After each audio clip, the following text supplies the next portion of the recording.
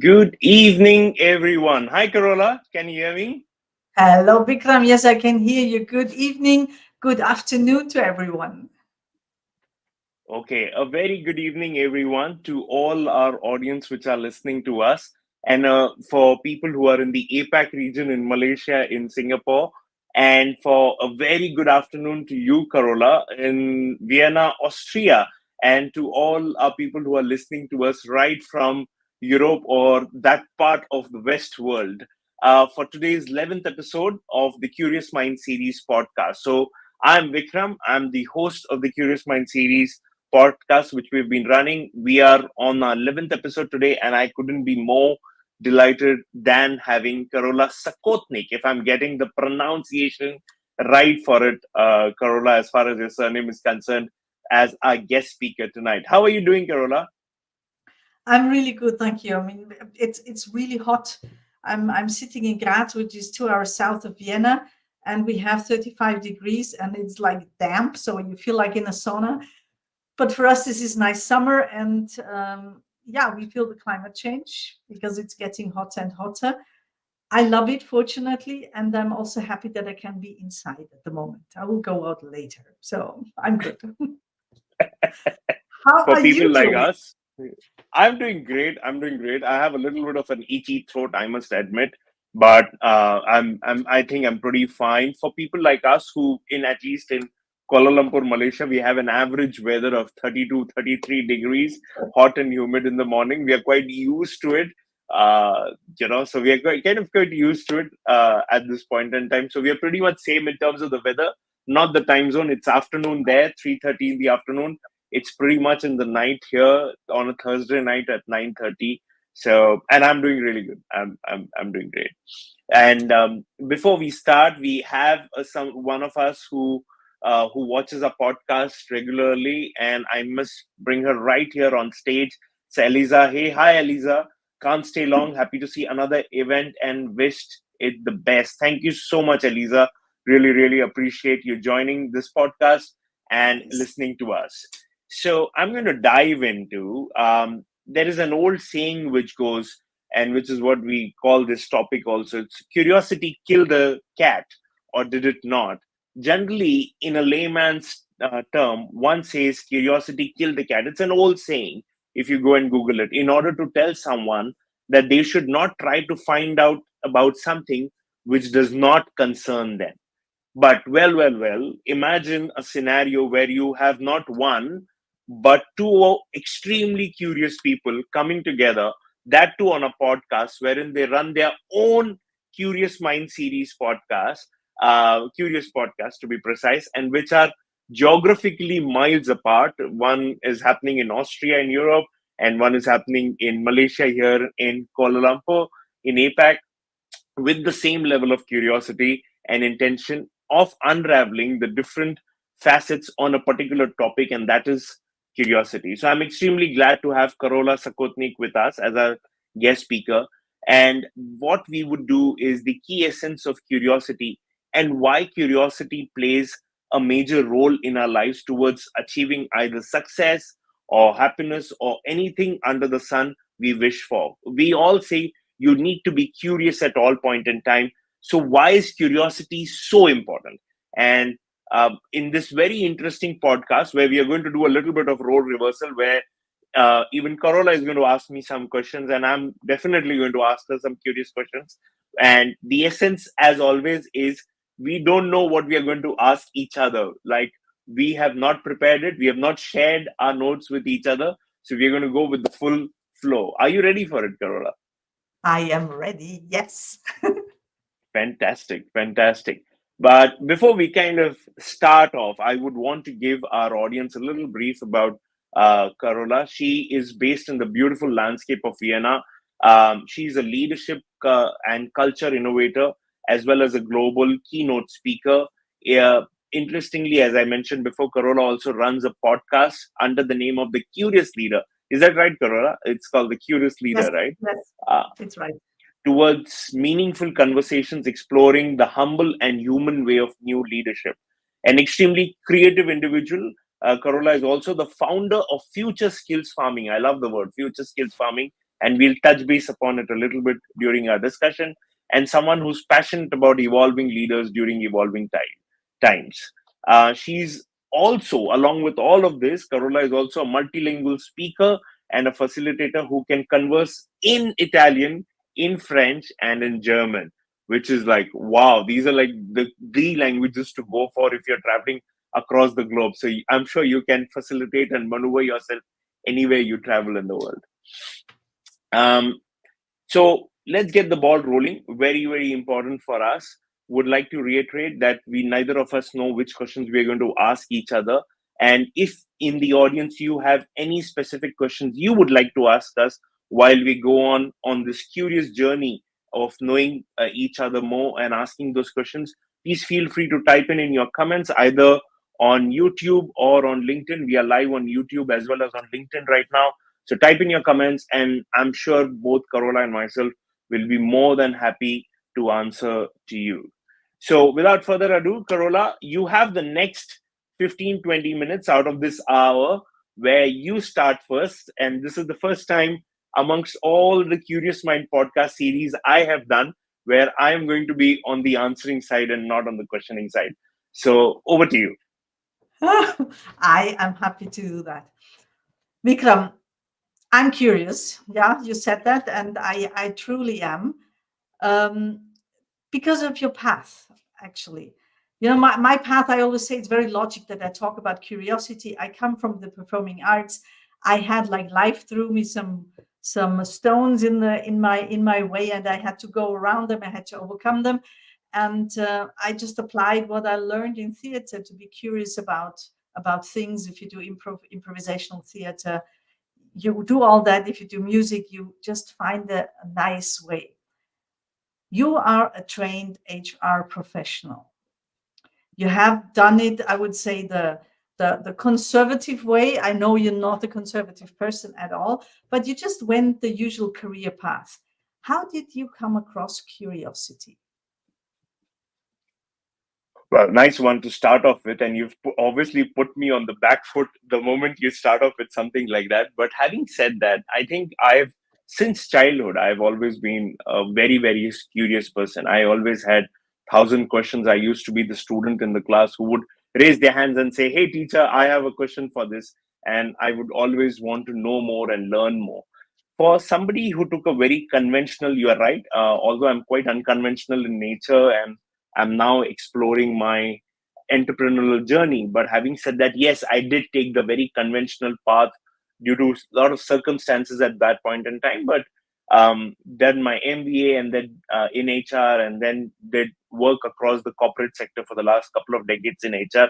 I've always been curious. I've always kind of ventured into, even within the HR space, wanting to know why things are the way they are. I think one of the parts that I loved within the HR framework was reading people, or reading circumstances, or reading the environment. So if you put me into a new office today, I can go and walk in there, and I can literally gauge the pulse on the floor, or I can gauge what is the environment talking about. Or when I do interviews, I've done thousands and thousands of interviews now. I'm just curious to know more about people, and that led to me doing interviewing. That led to do me doing the conventional part of HR, which is recruitment and talent acquisition. And when I did that, I loved it, and I loved doing the interviews and just knowing more about people. And the more I asked, the more I knew. So I think the curious element was always there in the background. It was just that it kind of came in the forefront during the pandemic, when we were all locked into our houses. And literally for me, it was at that time the idea came of, there are so many people at home. I have so many questions to ask. I cannot go out there. Why don't I start something called the Curious Mind series? And literally, which started at that point in time, it has now obviously over the last few months it has evolved and picked up much more. But it actually started during the pandemic, to just with the pure concept idea of, if I have questions, I'm sure some of the questions would be relatable to a lot of other people, and they might benefit from it. And why not start the Curious Mind series? Ah, it's a great way to go. I mean, you're saying it conventional, yes, and not conventional in the way how you did it. Um, I mean, if my theory is true, that curiosity creates belonging, curiosity creates true relationship, and curiosity for me is also like the foundation of meaningful conversations. If you're truly, genuinely curious or interested in what the other person has to say, and you said you did that, I'm guessing people loved you and you were a successful leader, right? I would assume so. In some instances, yes, I was successful. I think I've grown decently well the career path of the corporate career ladder. I've had a lot of good feedback coming in from the candidates I interviewed, or I have had good feedback coming from the Curious Mind series podcast I'm doing. So yes, there is good feedback. I think I genuinely ask questions which are relatable and which connect with the people. So, and like I said, I genuinely just have an eye of wanting to know more and understanding things better. So, yes, I think there has been some good positive feedback, but there has always also been a little bit of skeptical criticism of around why so many questions, or why does he want to get into so many details. It's like, so you need to kind of know where to draw the line. It's a fine line to balance, and I think over the years I have experienced, and now I know where to kind of balance it out. But having said that, I think it has been more beneficial than being negative. Yeah.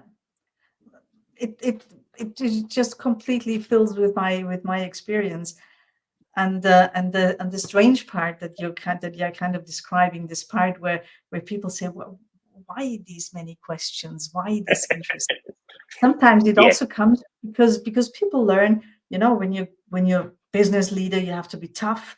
You have to be, you kind of make a glass wall or a plexiglass wall or something before you're visible, but no one can enter. No one knows where to hurt you, where to touch you. And the part is, I mean, it's not nice if someone wants to hurt you, but for me, the curiosity opens up a path that allows a kind of vulnerability that makes you stronger. Is that somehow relating to what you experienced, especially after learning? Because before, I know exactly what you're talking about, this insecurity. You ask these questions, you're genuinely interested, and people are like, whoa, this is getting personal now. This is like on a Yes. human to human level.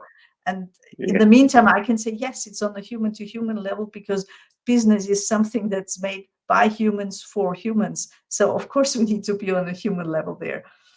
How did you learn to deal better with this? I call it always the successful vulnerability. I'm not very sure whether I've learned to deal better with it. I think I've just learned to deal with it. I've reached a stage of what you say self actualization, where I am now, I am the way I am. And if there are people who benefit from it or I benefit from it, fine. If there are people who would judge me just because I'm asking more questions than the other, then I leave it to you and your predicament to kind of judge me the way you want to judge me. But for me, it has now become very simple to say, this is the way I am. It's not like an arrogant way of saying it. I'm not saying it arrogantly to say, oh, I am like this and I'm not going to change. All I'm saying is, I think I have some questions. I think I have a level of curiosity, and I would continue to ask the right way, in the right tone, and in the right manner. And if there are others who are benefiting from it, of me being vulnerable, so be it. But yes, it puts you in a spot, I must agree, where I'm compared to some of the others within the room.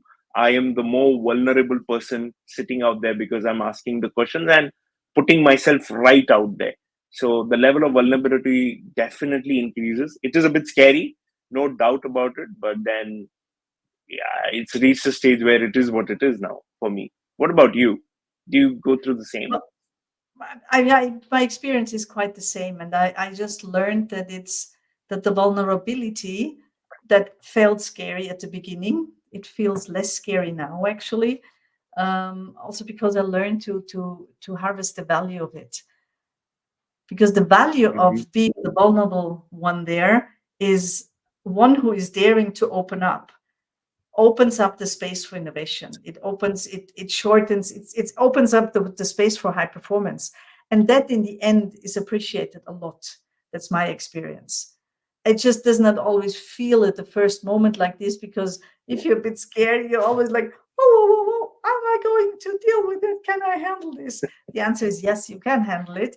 And you are the one who invites others to resonate with you. And since I understood that I open up the room for a resonating in a very, very human way, because everyone in the room is vulnerable. They just maybe don't show it. So we cannot Yeah. be different.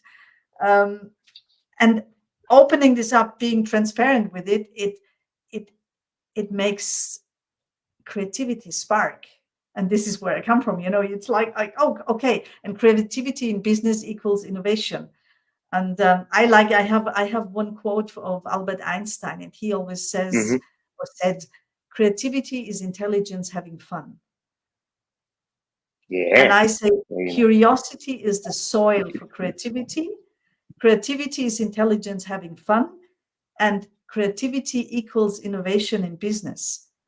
And so, the curiosity is just such a genuinely human attitude to open up a lot of things, relationships, belonging, like on the human side, but also on the outcome side. So this is kind of wonder magic wand for high performing cultures in a good way.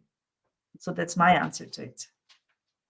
Okay, okay, okay. That's nice. That's nice. Lovely. What's next from you? um, you changed your career path. Yes. You went from corporate, being employed, being very responsible, having also a lot of opportunities. Usually, when you're in a global organization, I know that there's a lot of, I always call it playground, you can use. And now you went to work independently, to be a Hmm. mentor for leaders, to support others to work better together as a team. How do you feel with it, and how do you apply your curiosity on this path? Oh, nice. Somewhere I kind of knew this was going to come, but thanks for that, Karola. How do I feel about it?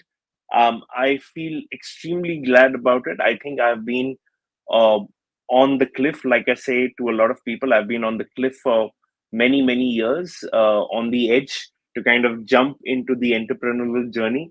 But Yeah. I didn't, because I think a lot of us get comfortable when we are in the corporate space. And obviously, with it comes the rewards, with it comes the benefits, with it comes the stability, with it comes the title. So there is a lot of, like you said, the playground has a lot of key elements for you to kind of enjoy the corporate side of it. But deep inside, there are a lot of people who want to go into the entrepreneurial space, want to kind of test the waters, want to go into the unknown. There is so much of inside them that there is this passion, there's this burning desire to do much more than they can do. So for me, if you ask me, that was the essence. Am I, in the last 8 to 9 months since being on that space, am I in a happier space? Yes, I am in a happier space. Is it challenging? Oh, yes, it is extremely challenging. I think a lot of people, and this is my message to people who are in the corporate space and who are listening to this, uh, life is relatively little more easier when you're working with an organization. It is relatively much more tougher when you're literally starting on your own and you're trying to kind of push the boundaries to establish yourself. So that's the part where I am. I think I'm extremely happy. How does the curiosity element kind of blend into this? Is that what your question is? How does the Mhm. curiosity Yeah, blend into yeah. How this? how does it help you? It helps me a lot because I have gone out there and I have ventured into things which I never thought I would venture into, like when I was working a year back in the corporate space. So when I have gone out there, there are different doors opening up. I'm meeting networking with a different set of people every time. And I'm just open to all of this. And when you're open and you're curious to say, hey, how does this work? Hey, how does this business line work? How does that work? And when you're just open to ideas and suggestions and just networking and understanding how things are operating in a particular space or a Mm. particular industry, I think it just opens a different plethora of things. And it has not opened literally like great ways for me right now, but it is slowly but surely opening the right doors for me in the right path. And I'm extremely happy that me being curious in that space has helped. Yeah. I ask that because I had the same experience. I worked in the corporate world. I worked as an artistic director for cruise lines, Mhm. um, Wow. and yeah, first for a German brand of Carnival cruises, and then for the Hapag Lloyd, which is like the largest Quite big. logistics ships in the world, and they invented the cruising actually. Oh, okay. It was a dream job, to be honest. It was a dream job, and like you said, I had so many options. I could play, like I said, actually I could play well with all these opportunities, also with all the requirements. And then there was a point where I realized, am I in the right position for me? because for them it was good. They loved it. I loved to. I Absolutely. loved the job too, and I also realized I am good with working with people, and I'm so curious. How can I contribute better to a world where people are more connected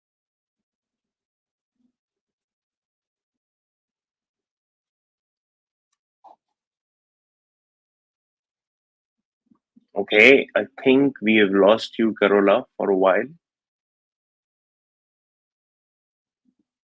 We will just wait for you to join back. and this is something.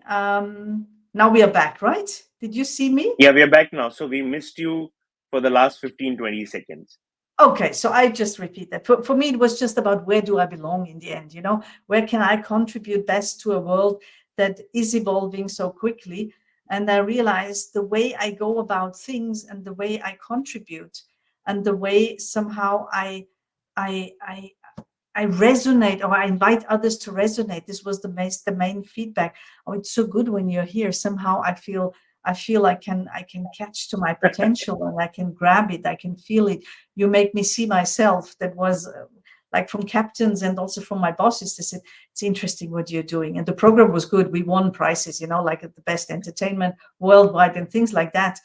And it was always because I'm good in relationships. I'm somehow good in creating rapport, you call it in German, like Hmm, this hmm, belonging thing, that someone knows, this makes sense. This is my true meaning.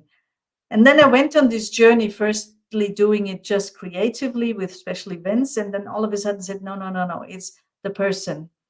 And it's it's something where I said I deeply believe that some of us who are a bit different hmm. need to stay in the corporate world, because the corporate world needs people who dare to think differently. I deeply believe True. that. And who are also patient enough to develop slowly, think slowly. And if we're not patient, and I'm not a patient person, then it's better we do it from the outside. But we know the corporate environment. We know the challenges of slow development. But we can bring in the nice breeze, and we can bring in this believe it, please do it, do it, do it. Um, the curiosity is something that whenever I come and I enter or a training space or a stage now with keynote Hmm, speaking, hmm. the feedback is like, oh, there's something lightening up. And it honors me, because I was always dreaming of something like that. But it's You not make a just difference. because I'm convinced. I'm also a humble person, so I sometimes I turn red when I say that, and or when they say that to me.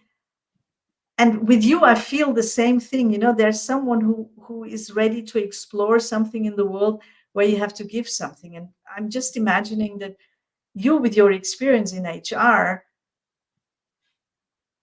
you can inspire those people, because I'm good inspiring people who are about, we need to develop media, we need to, like I call it, evolve personally, but also on this innovation level, on this creativity level. How can we, I don't know, how can we define mobility in a new way, Hmm. that it's not just about cars, but also having the benefits of a personal car.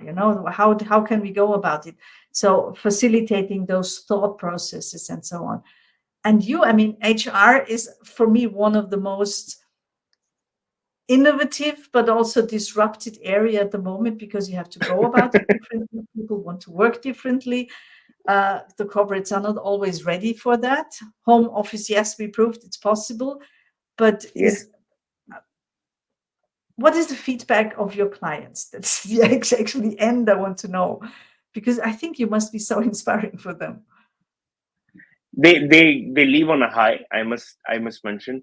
I get some good positive feedback that I think my stakeholder management, or I think the way I say, my engagement levels with my clients are quite high. I would rate them high, and I'm not saying just because I want to say it on a podcast here. I'm saying it purely based on the feedback I receive from the people I engage with. on different levels, whether it is interviewing, whether it is career coaching, whether it is training, whether it is a speaking gig, or whether it is even, I also do professional emceeing. I've been doing that for many years. So whether I'm a moderator or a facilitator, anything I do and I engage people with, I think my engagement levels are very high. And that kind of comes back to me as a very positive. So, Vikram, you left us on a little bit of a high. We felt really nice about it, which gives me, and inadvertently, it gives me a high to say, oh, wow, this is something I'm making somewhere. I'm making a positive impact in somebody's life due to sheer energy, due to sheer passion, due to sheer knowledge, due to sheer whatever I bring to the table to that person. And when I feel that I'm making that little impact, little spark in Yeah. somebody's life, I just feel very happy. I just feel happy at the end of the day. And I'm like, that to me, it gives me a lot of life contentment at this point in time. And I think that makes me feel I'm on the right journey, on the right path. And just to kind of go back into the corporate to add is, um, being curious. And you had mentioned creative people are curious people are also very creative. As much as I've loved my corporate jobs and I think I've had a great stint, I must mention in corporate, we also somewhere get stuck with to work within the framework of what has already been there. So I have Mhm. had experiences where I'm like, oh, I think we can do this a little more creatively. And but then, and I'm sure you would resonate with me to say, no, but there is always somebody who says, oh, but we have this very structured framework to Yes. operate within, and you can't get more creative than this. And I'm like, oh God, you give me an opportunity, I would probably be more creative than this. So that also kind of somewhere pushed me across the cliff to say, I think if I'm not able to express myself now, then when would I express myself? Yes. Yes. And just that alone, just imagine people, and I say clever people because at a certain level people are clever. They're not just there because someone wanted them to be more important. We also have these people, but they get fewer and fewer. So talking about those who are clever, who want to kind of also change the world, who are aware that with work we spend so much time there, and corporates, they are so large, we are somehow shaping our world. And then having people there who dare to say, I want to make an impact. I think that's a great chance. Good. And with that, exactly with that, we are pretty much on the halfway mark of this podcast. Um, to our audience, I hope you are enjoying what we're chatting about, being curious. Um, and what we are going to do is we are going to do now a role reversal, and I'll go back to what I'm more comfortable doing, which is asking questions than Huh? answering one. This is, like I said, this is probably the first time since I've been doing this podcast that someone has asked me, and I haven't been more honored than to have you, Karola, ask these questions, because you run a very similar podcast. And I still remember the first day when we kind of chatted, we were like, oh, you also do a curious related podcast? I'm like, yes, I Yeah, do. And you also responded, oh, yes, very much. I also do the same thing, isn't it? was great. It's Okay. true. Yeah. To our audience, if you have any specific questions on curiosity, I'm not that much an expert. Karola is very much an expert. She's also a global keynote speaker. So you may feel free to ask anything. You want to comment anything, or you want to ask anything, just feel free to drop in a message. It will be always lovely to hear from all of you. Now, having said that, and we are going to change the roles now. Karola, are you ready? I'm going to start off with the first question. Um, do you think curiosity is linked to being logical? Do you think curious people are also very logical in nature, or vice versa? I wouldn't say they're logical in the Hmm. mathematical sense, but they are good in seeing patterns. And for me, there's a bit of a difference there. Logical means that 2 and 2 are 4 equals 4, and 4 and 4 equals 8, and so on. I think with curiosity, you allow that 2 and 2 equals 5 or 7 or 13 also, in the sense of putting two things together, something new can grow out of that. Okay. And at the same time, patterns will always help us to sort that, because just creating cows is not very interesting. Yes. Opening up a way of thinking and then making something, giving it a shape or a form or whatsoever, that's very interesting, because then we can understand. So patterns, yes. Very clear logical thinking, yes and no, depends what the task is. Okay. Okay. Interesting. That leads me very nicely to the next question, which is, do you think curiosity is inbuilt since childhood, or is it a skill which kind of you pick up over the years? What are your thoughts around it? Or if it's since childhood and somebody is not so curious, can they pick up curiosity as a skill over a period of time? um, for me, curiosity is like singing or dancing or something. It's a basic human skill, so everyone Okay. has that. And depending on our environment and depending on what our soul chose to have to learn on this life, you will develop it, you will evolve it, and it can grow, of course. And also depending on your education, you might feel, oh, I'm not allowed to ask these questions, like I come from a rural area in Austria, and their curiosity is often seen as nosiness, like you said, Mm-hmm. curiosity killed the cat. Of course, that's also there. So you need someone who mentors you, who guides you a little bit. Ask the true question. It's not about knowing the gossip of others.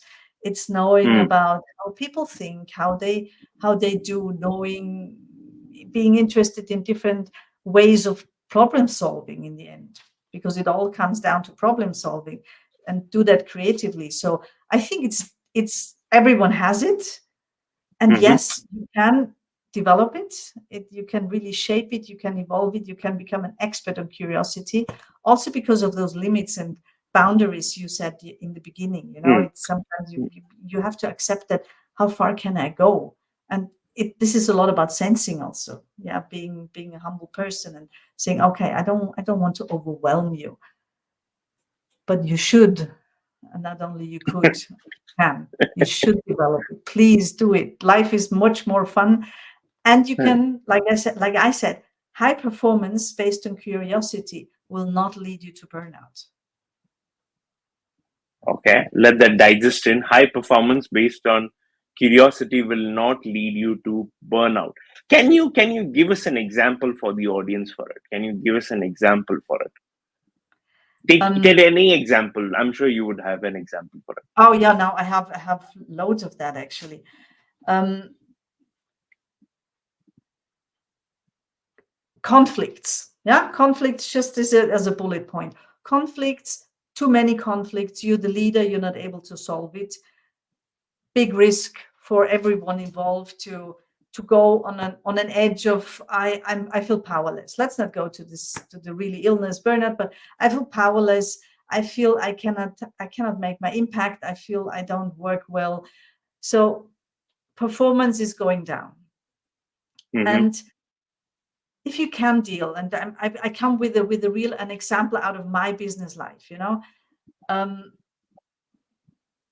I had that sometimes, especially on the ships. I was working in Hamburg, and when they had conflicts, they learned somehow, if Karola arrives, somehow this is not a conflict anymore.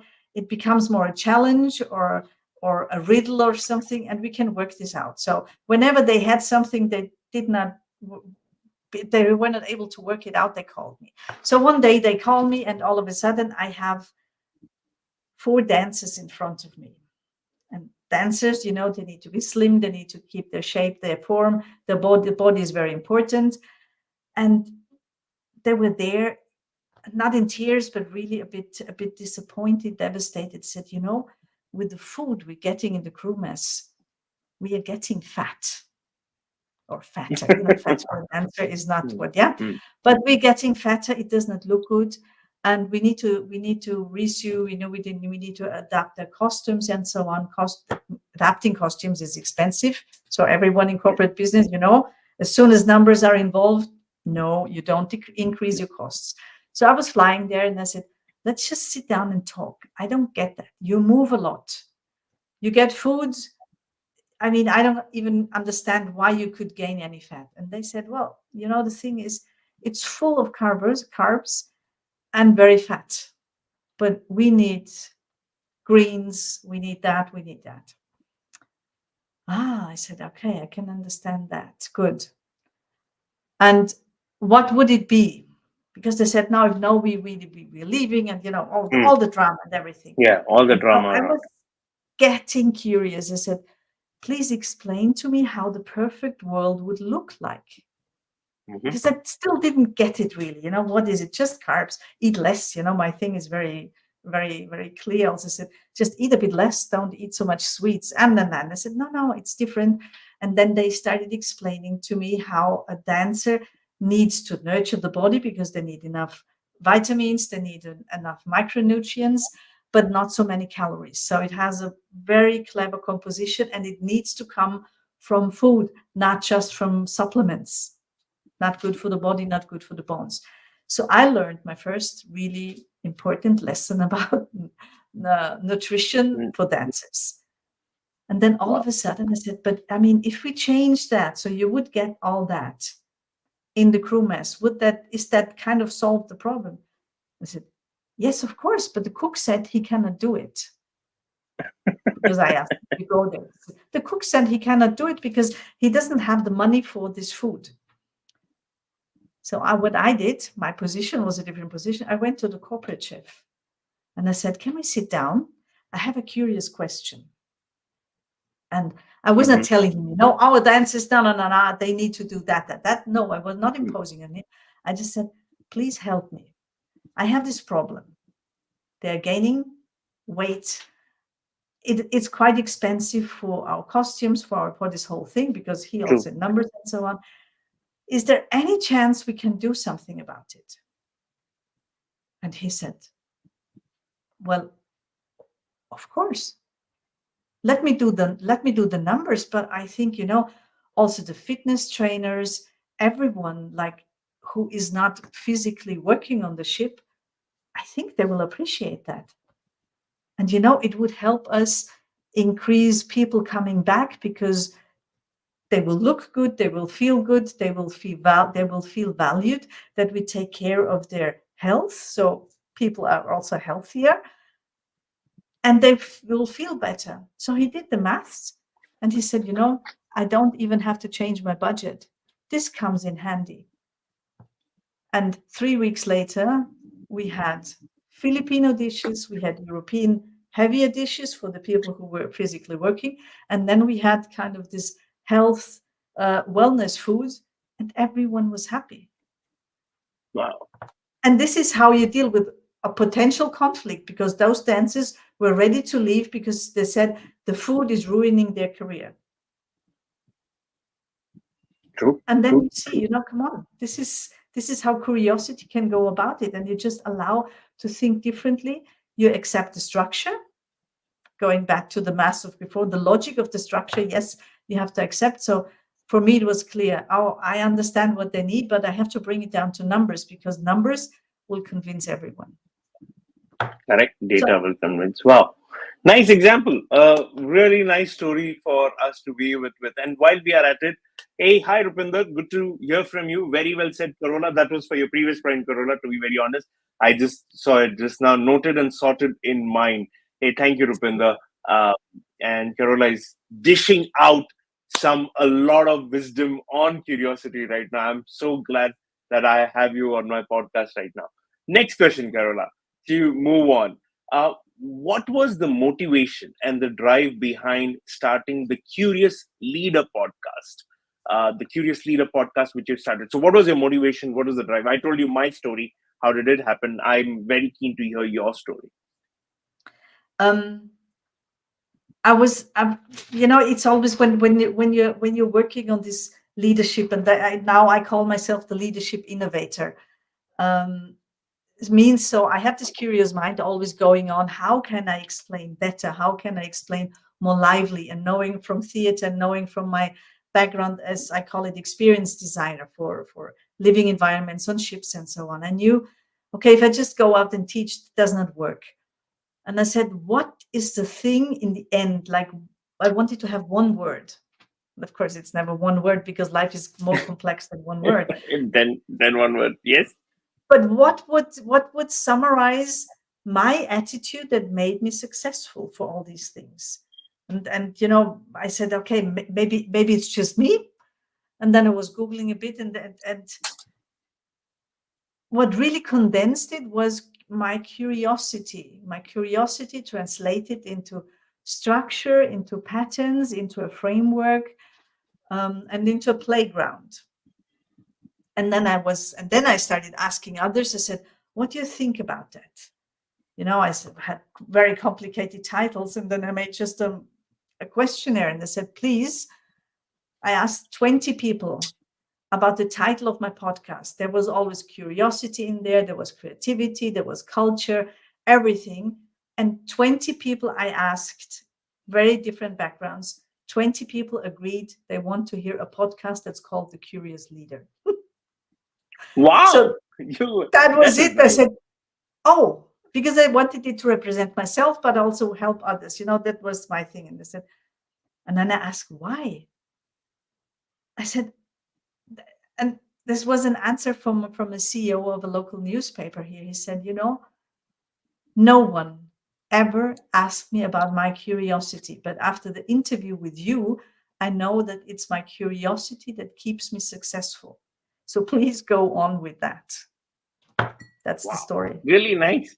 That's nice. That's a nice story. For me, like I said, for me, it was the aha moment sometime in the night or somewhere in the morning. I don't even remember now. And like, it is going to be called the Curious Mind series. I have a curious mind. I'm going to go start a series, and this is what it will be called. As simple as that. But lovely. What a story. Which, again, interestingly brings me to the next question, Carola.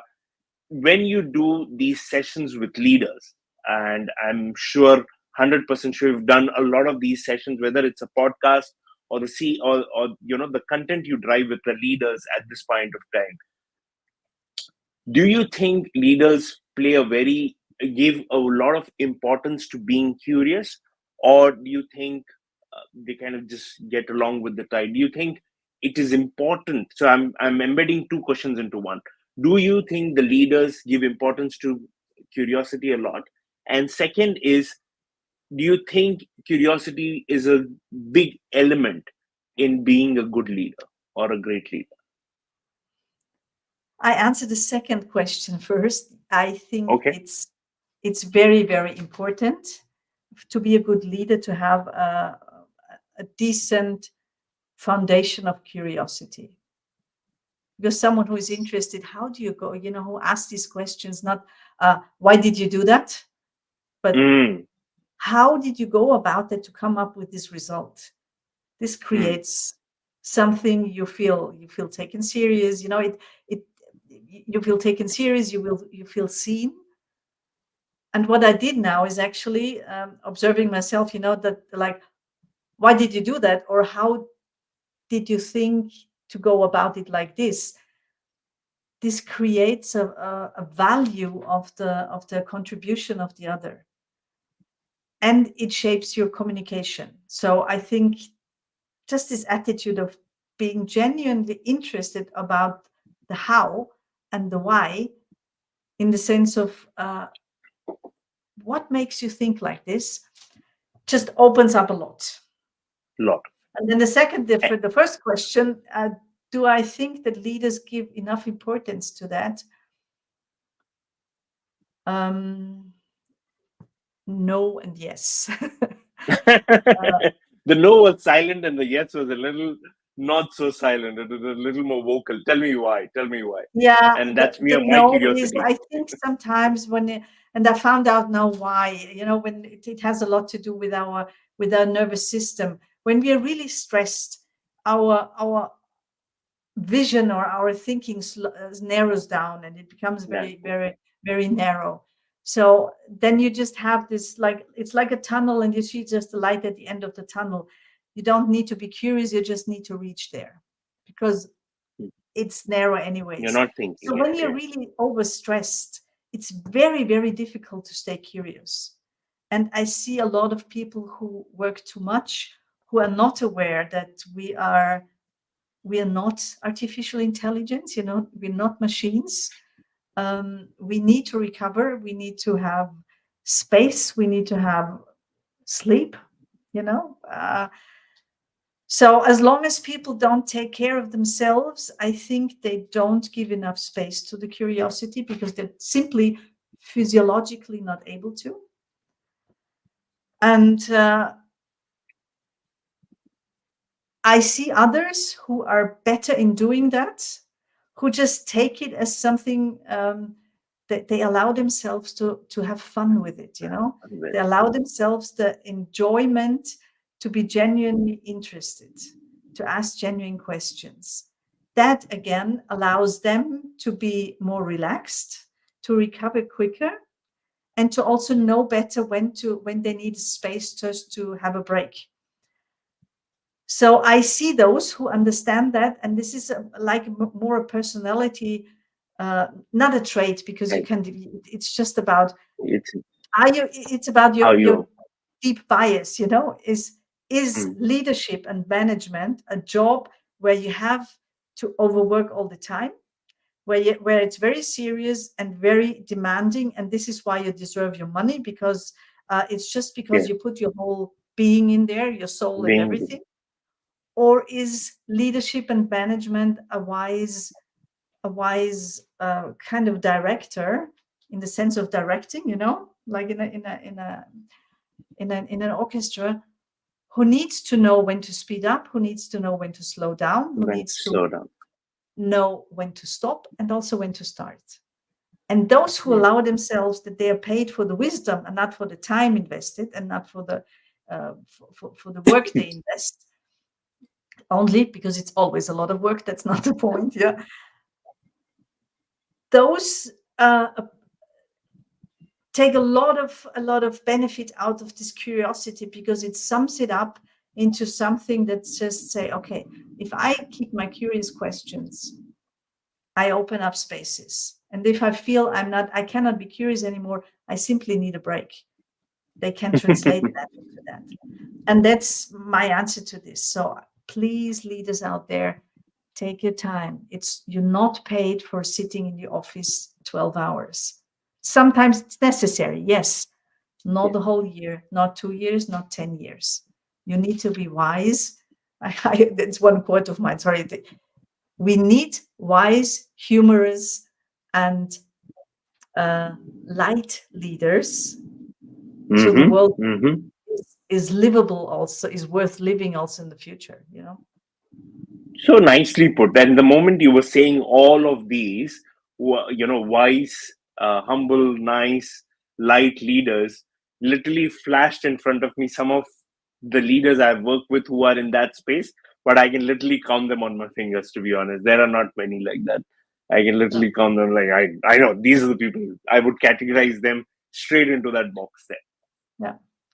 And it's about our belief systems. I mean, I was one who worked 14 hours, and I was Hmm. proud.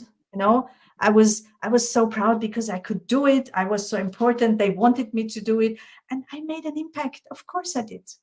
After some time, after 3 years, I realized, oh, maybe I need some holidays sometimes. I did not even, who needs a holiday, And in the Yes. beginning, I was even upset. It was the time when, like, do you remember the Blackberries?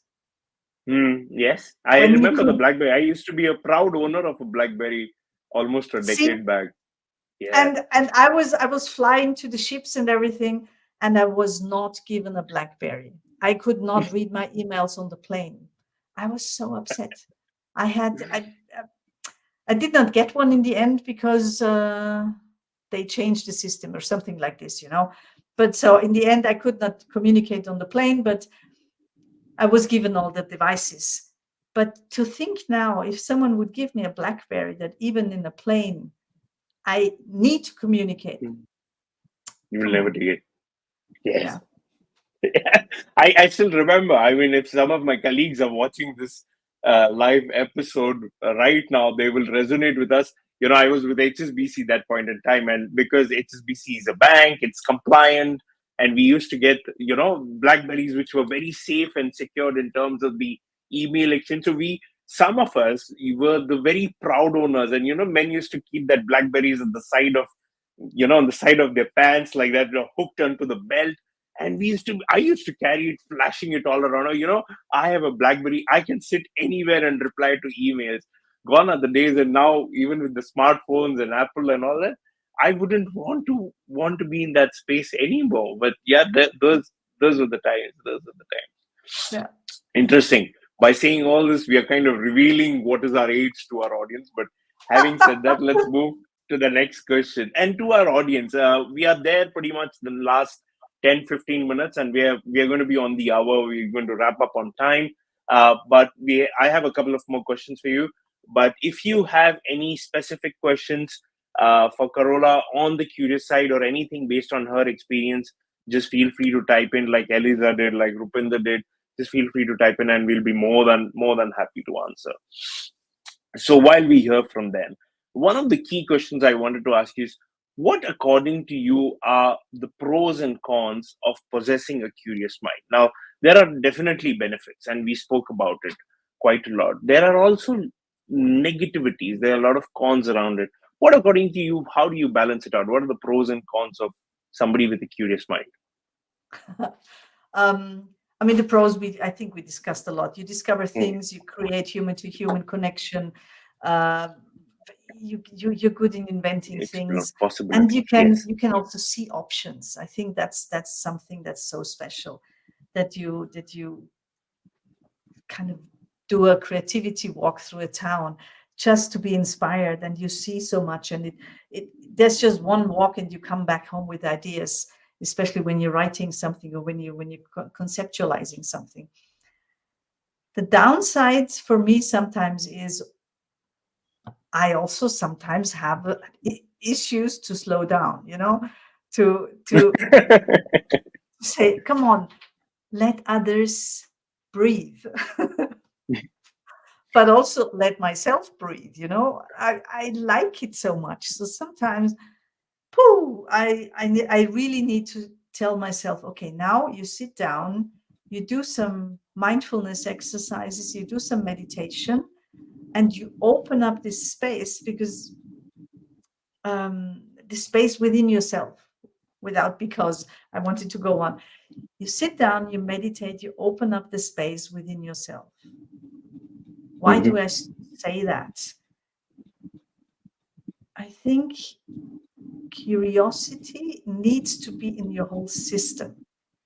So you need to connect your body with your mind, and with your soul, and with your intuition.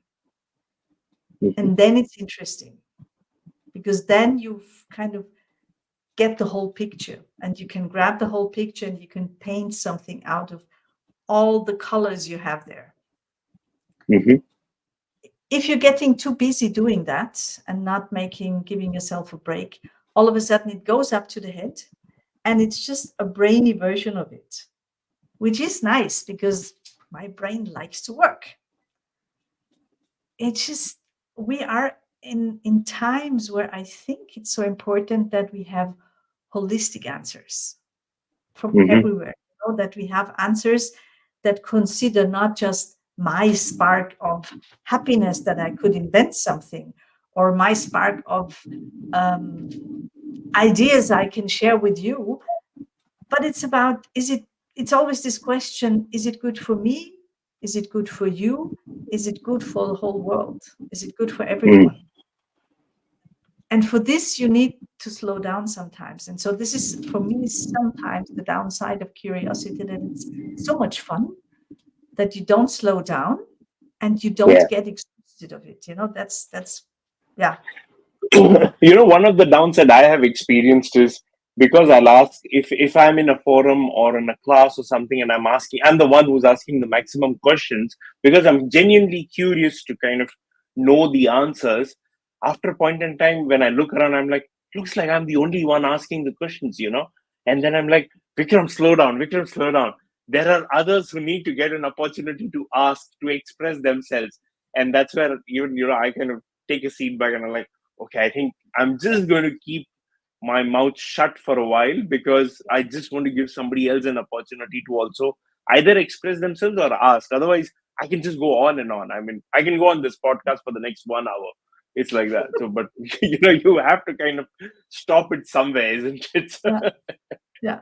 No, I really agree with you there, because it's not nice to always take the opinion leader, to not to be the one who shapes everything. No, that's now fun. Yeah. And yeah. And sometimes the listening is also, I mean, for me, the listening is part of the game. My curiosity gets fueled when I can listen. And still another question also comes up with the listening. Yes, yes, yes. Um, a couple of more questions, and then we are going to go into the rapid fire very quickly. How has running the Curious Leader podcast benefited or groomed you as an individual? Did it benefit, or did it groom, or did it drive a change in you which you never anticipated? Yeah. The interesting thing is I run two podcasts, one in German that's called Culture Salon, and it's I Okay. will change it now also to the Curious Lead, and kind of merge those two, because English and German are just two languages I work in, and they're very similar. And I ask a lot of questions around trust, around confidence, about safety, like the safe space we need, and the curiosity. And when I started, I was truly doubting that all my ideas would resonate with others. And now I've Hmm. been running the English one for a year, and the other one for 3 years now. Hmm. And people come up with very, very similar answers. So it seems to be something universal, that people are longing to have a foundation of trust when they work. They want to have the courage to be confident in what they're doing. They want to give their contribution and then have an impact. And they also know, if I am allowed to be curious, and some say, I confess, I'm always curious. I just don't show it all the time. So those are the things that combine them. It made me secure in my opinion also, that I'm not going out and say, okay, it's just Karola who invented that. Yeah. And science backs it up, yes, to a certain extent, but there's not so much science on curiosity, to be honest, so like results on that. And I said, and I feel like now, yes, I have a mandate to go about it, because it supports people, it enriches people, and it enriches our work environment, and thus Very again the nice. world. Yeah. That's again the one. Very nice. Very nice. Very well put. I had a last question before I go to the rapid fire.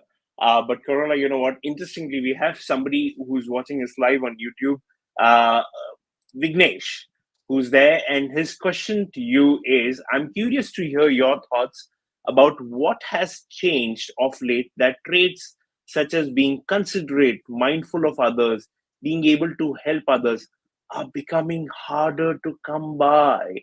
Such a nice question. I would have asked the Right. same question, didn't occur my mind. Go for it, Carola. I would love to hear your thoughts on this. Thanks, Yeah. Vignesh. I really appreciate you asking this. I'm really touched by this question. um, for me, if you have this genuine curiosity, you start being considerate, especially if you respect boundaries, and you start being mindful because you listen. And because listening for me is sensing a lot. I come from this very physical background, physical theater, and there you hear, you listen, and you sense.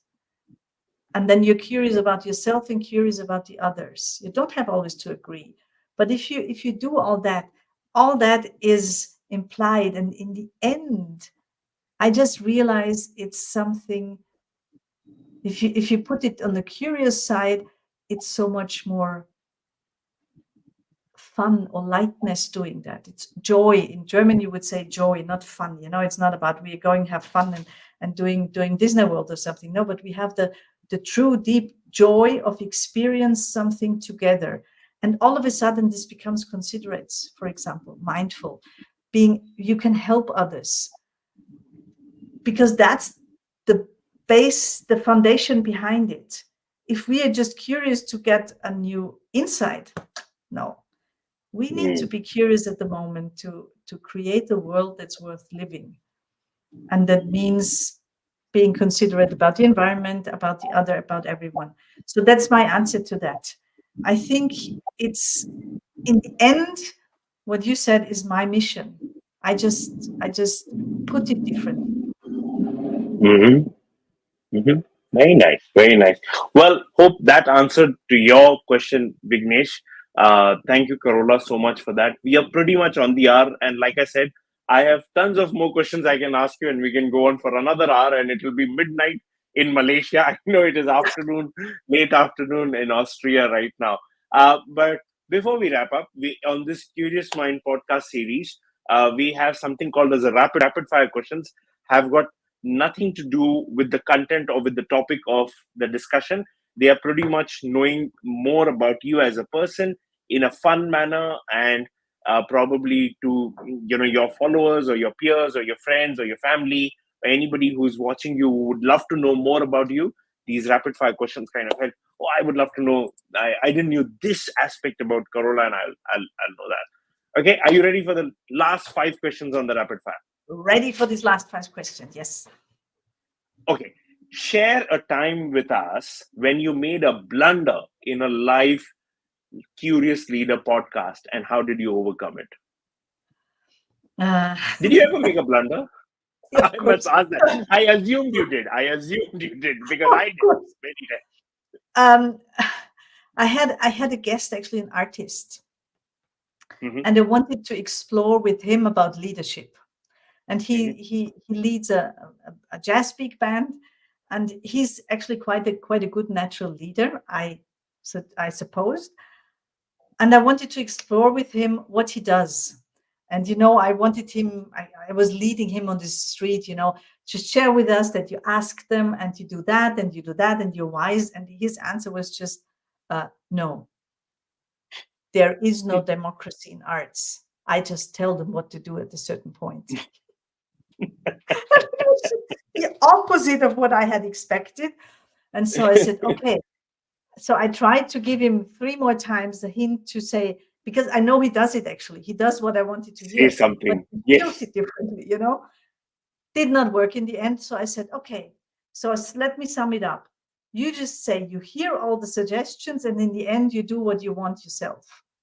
I was very brutal. And he said, no, that's not true. Whenever there's a good idea, I incorporate it. So I helped him to save his ass.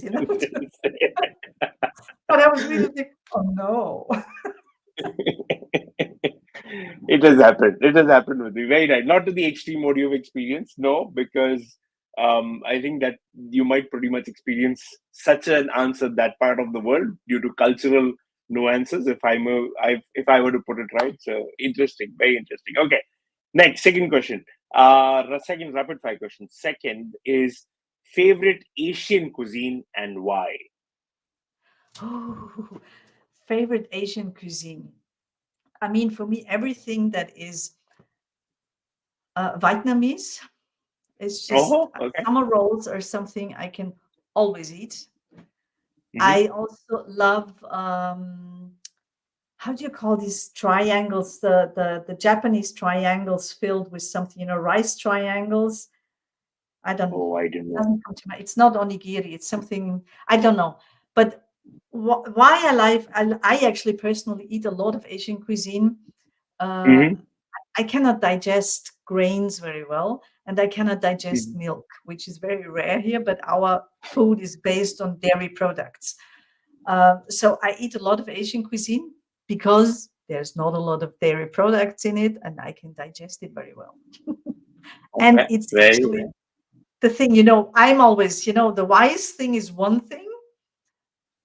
I need to do it fun and joyful, and Asian cuisine is just so good. I would just second it at this point in time. Okay, that was from Asia, and going back into Europe with the next question is, um, which is you are residing in Vienna, right? Austria, and In Graz, I've in Graz, I've which is south of Vienna. Yeah. okay. never traveled there, heard all the good things about it. If a first timer like me or anybody, and there are many in the audience who would visit to Austria for the first time or Vienna for the first time, which is that one place you would recommend to visit for sure, and one thing to do in your home country? One place to visit, one thing to do. So I'm it's nice. People know Austria for Salzburg and Vienna, mostly. Hmm. And I would always recommend come to Graz.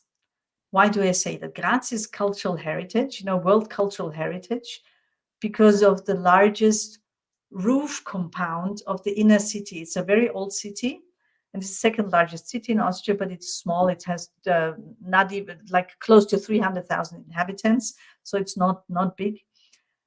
It feels very Italian. It's quite friendly. And I would say there is a little square that's called Franziskanerplatz, which means Square of St. Francis. Hmm. And there's a church next to it. And they have, if you go in, it's cool. And in summer here, it has become very hot. Um, and they have like real good art in there and colored glass windows. So you go in, you're in the buzzing mid center of town. Old town Mm. is not always so Sound. buzzing, but it's more you have restaurants there. You can sit. It's closed. It's very romantic. And then you go into this church, and all of a sudden you feel like a coolness. And usually people are rehearsing there on the organ, and it's Mm. something you don't pay for it. You just go in and you're amazed, and that's what I would recommend. Church St. Wow, Francis very nice. at Place St. Francis or Square. Yeah. Done. I was mentally taken there, and I'm brought back very quickly into Kuala Lumpur at this point in time. But definitely on the cards. To the ones who are listening, I have definitely jotted it down as in my bucket list for some time in future. I don't know when is Austria happening, but whenever it will happen, definitely on the list. Last two questions on the rapid fire. If you had a magic wand today, Carola, what is that one thing in the world you will change right now, and why?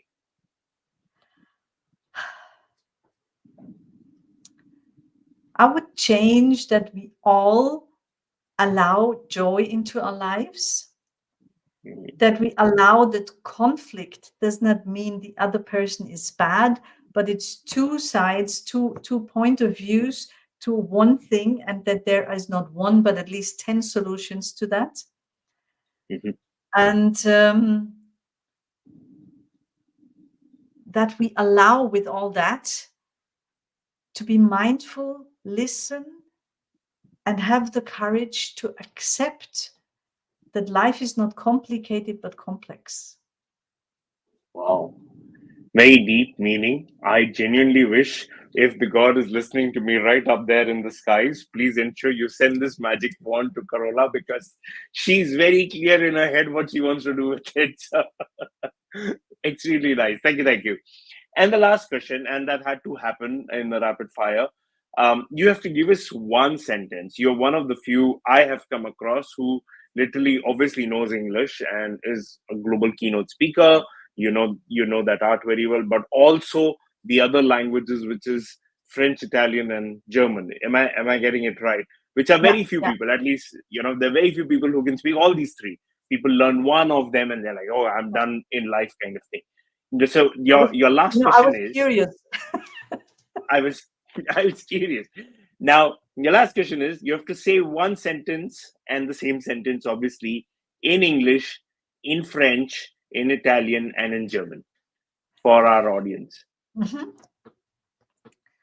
Let me wish you a good night in Malaysia and a good warm evening in Austria. Ich möchte euch eine wirklich gute Nacht in Malaysia wünschen und einen schönen, warmen, lustigen Abend in Österreich. Allora, vi auguro una buona notte in Malaysia e una serata piacevole e calda in Austria. Je vous souhaite une nuit calme et bonne en Malaisie. J'espère que c'est ça en français, Malaisie. Et, et une soirée très agréable en Autriche. Wow. All I can say is wow. To be honest, I will break my head right now to differentiate which one amongst this was French, which one was Italian, and which one was German. So I'm going to go back and watch this recording, and I'm going to then Google and say, okay, this one was French, this one was German. I'm going to do a little bit of AI voice recording kind of and check on that. So lovely, lovely. That was just amazing. Such a nice message. Thank you so much, Karola. My pleasure. Thank you so much. This was such a pleasurable and insightful hour. Thank you. Great. And with that, I know we've little passed over the hour, but I would like to thank all the audience, everyone out there who's been watching us, who's been listening to us, and who's been curious enough to know the curious side of the life of two people who run their own curious podcasts at different time zone, different countries, different geographies altogether. But it was thank you so much. A heartfelt thank you to you, Karola, for coming on my podcast and sharing all your insights. I think they were really great, and to all everybody in the audience, thank you so much. I really appreciate you listening to us at this time of the hour, especially in Malaysia, which is kind of not late in the night. I would say people generally don't sleep so early. But yeah, it is kind of nice time in the night as you move into Friday. Any parting words from you, Karola, before we wrap up? A big thank you. It was lovely to be here, and thank you to all the audience, also for the questions. It's impressive, you know. It it sounds a global speaker and so on. For me, everywhere I go, and I've never been, I'm always a bit excited. You know, how are people there? And it's so nice to meet people from all over the world. So thank you for this experience today. Thank you. And the honor was ours.